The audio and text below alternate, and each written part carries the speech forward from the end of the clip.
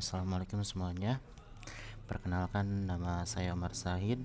Pada kesempatan kali ini saya ingin menjelaskan tentang manajemen project dari Sipropus. Oke, yang akan kita bahas pada kali ini adalah topiknya. Yang pertama, latar belakang. Yang kedua adalah gambaran proyeknya seperti apa, terus timeline proyeknya seperti apa, dan aktivitas proyeknya itu nanti seperti apa. Yang pertama, kita mulai dari latar belakang terlebih dahulu. Jadi si perpustakaan ini adalah berawal dari perpustakaan itu semakin hari dia akan semakin menjadi membesar gitu tuh. Nah, menjadi membesar ini dikarenakan membernya itu semakin hari semakin banyak, terus buku yang didapatkan atau koleksi buku dari perpustakaan itu semakin banyak, maka dibutuhkanlah sebuah aplikasi yang dapat mengatur sirkulasi buku, terus manajemen untuk member dan yang lainnya, yang mempermudah untuk manajemen si perpustakaan tersebut. Nah, tujuannya yang pertama adalah memudahkan manajemen perpustakaan dalam pendataan buku. Yang kedua, memudahkan manajemen dalam proses peminjaman buku. Terus gambar yang kedua adalah gambaran proyek ya. Nah, di sini ada 4 gambaran proyeknya. Yang pertama adalah digitalisasi. Yang sekarang udah eksis di perpustakaan adalah sistemnya itu masih pendataan secara manual dan peminjamannya itu masih manual. Terus untuk pendataan membernya juga masih manual. Jadi semua sistemnya manual. Makanya kita buat menjadi lebih digital atau dibuat bisa digunakan menggunakan device. Jadi bisa menggunakan laptop ataupun handphone ketika aplikasi itu udah ada. Terus yang kedua adalah teknologi. Nah, teknologi yang digunakan untuk saat ini adalah yang akan dibuat ya. Itu berbasis website. Jadi mau pakai handphone ataupun laptop itu bisa digunakan. Terus selanjutnya adalah service yang cepat. Karena kita sudah menggunakan layanan berbasis digital, mau nggak mau berarti akan ada percepatan dalam pelayanan. Terus penyimpanan, ketika kita membuat data ini menggunakan digital, berarti kita untuk manajemen datanya itu akan menjadi lebih rapi. Terus timeline projectnya. Nah, di sini ada timelinenya itu pertama analisis, terus ada perancangan gitu kan, terus ada perencanaan, ada pembuatan, uji coba dan implementasi. Nah, terus aktivitas proyeknya nih. Nah, si aktivitas proyeknya ini pertama itu pengumpulan informasi dengan kodenya A, terus pembuatan tim, terus ada batasan sistem, pembuatan user interface, perancangan basis data, pembuatan diagram alur sistem, deployment atau development, uji coba dan implementasi. Jadi pertama tuh di minggu yang pertama itu informasi. Jadi kita mengumpulkan informasi apa sih yang dibutuhkan nanti dalam sistemnya. Lalu berapa orang yang terlibat untuk pembuatan timnya. Lalu sistem yang akan dibuat itu apakah seluruhan sistem yang ada di perpustakaan dibuat menjadi digital atau beberapa bagian yang bisa kita buat digital terlebih dahulu dengan proyek yang sudah kita tentukan gitu loh untuk timelinenya. Makanya di sini ada batasan sistem. Terus untuk memudahkan tahap development kita juga melakukan pembuatan user interface. User interface ini lebih kepada mockup sih sebenarnya. Jadi lebih kepada nanti gambaran aplikasinya itu akan seperti apa. Terus ada perancangan basis data.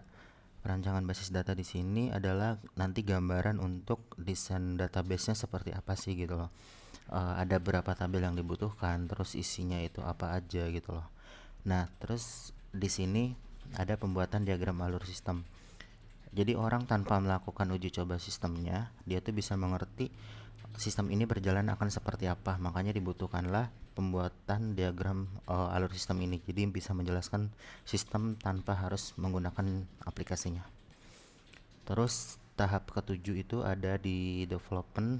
Jadi di sini tahap setelah semuanya melakukan perancangan dan perencanaan, makanya di aktivitas ketujuh ini kita eksekusi untuk melakukan pembuatan sistemnya. Terus yang kedelapan, setelah dibuat sistemnya, kita melakukan uji coba nih apakah ada bug atau enggak. fitur yang digunakan sudah oke atau masih ada yang harus diperbaiki atau ada yang ditambah dan dikurangi. Terus dan yang terakhir adalah implementasi. Jadi kita tinggal mengirimkannya aja atau melakukan testing bersama dengan ini yang akan menggunakannya atau bisa dibilang kita sebagai usernya. Nah, di sini ada diagramnya untuk melakukan tadi yang dibuat ya. Untuk aktivitas tadi itu kita mulai dari ini yang ke 0 karena kita dimulainya dari 0 minggu. Terus ini pekerjaan pertama, pekerjaan kedua, pekerjaan ketiga, 4, 5 dan seterusnya. Kalau kita lihat di tadi di dalam diagram bukan diagram ya, dalam tabel sebelumnya itu proses A itu dilakukan pertama kali dan itu membutuhkan waktu 1 minggu. Nah, proses B itu dilakukan setelah proses A selesai. Jadi dia itu ada setelah A. Nah, ini membutuhkan waktu juga 1 minggu. Makanya di sini 1 dengan 1 menjadi 2. Nah, dari B ini ada 3 proses yang bisa dilakukan setelah B, yaitu ada C, D, dan E, yang mana memiliki masing-masing adalah 1 minggu pengerjaan. Karena tadi sudah 2 dan ditambah 1 minggu, berarti di sininya menjadi 3 semuanya. Terus dari E, D, dan C ini dilanjutkan ke prosesnya, yaitu ada proses H, ada G, dan ada F. Dia menuju di sini. Karena tadinya 3, E ke F ini berarti dia tuh membutuhkan waktu 6 minggu. Makanya di sini ada 9. Terus di sini 3 dan ininya 2 dan ininya 3 dan ini membutuhkan 2 minggu. Nah, karena dia ini membutuhkan 6 minggu, makanya yang ditaruh di sini adalah yang paling besar, yaitu dari sini yang bagian dari 3-nya. Yaitu 3 tambah 6 itu jadi 9. Terus setelah 9 dari proses ini menuju ke proses terakhir, itu ada proses I yaitu 2. Nah, setelah 9 ditambah 2 menjadi 11. Ketika kita rollback ke belakang, makanya di sini kita masukin 11 juga, 11 minggu. Nah, dari 11 minggu ini dikurangi 2 menjadi 9. Nah, si 9 ini dari proses ini dibagi menjadi 3 angka atau 3 proses. Ada proses ke atas, ke tengah, dan ke bawah ke sini. Nah, untuk proses yang ke atas itu ada angka 7. Jadi si 9 ini dikurangi yang tadi waktu pengerjaannya 2 minggu berarti menjadi 7 minggu di sini. Begitupun proses yang di tengah menjadi 7 minggu. Nah, untuk yang di bawah itu menjadi 3 minggu karena proses sebelumnya adalah 6 minggu. Nah, ini kebalikannya nih. Kalau yang waktu ke kanan itu dicari yang paling besar, ketika kita balik ke sini cari yang paling kecil gitu. Jadi kalau kita balikan ke sini berarti 7 dikurangi 1 itu menjadi 6. 7 dikurangi 1 juga 6. Ini 3 dikurangi 1 menjadi 2. Makanya karena ini yang paling kecil, makanya dia di sini.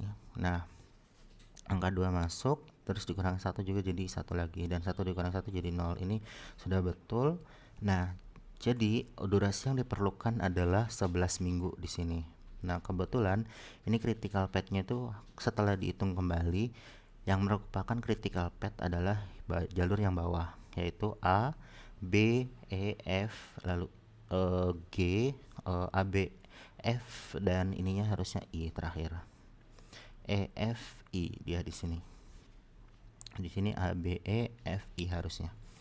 Jadi bukan nomor 1 dan 2, harusnya ini sorry ada typo di sini, harusnya F. Jadi harusnya jalur yang atas sama jalur yang bawah adalah merupakan critical path. Mungkin itu yang bisa saya sampaikan. Terima kasih untuk waktu dan kesempatan yang diberikan. Assalamualaikum warahmatullahi wabarakatuh.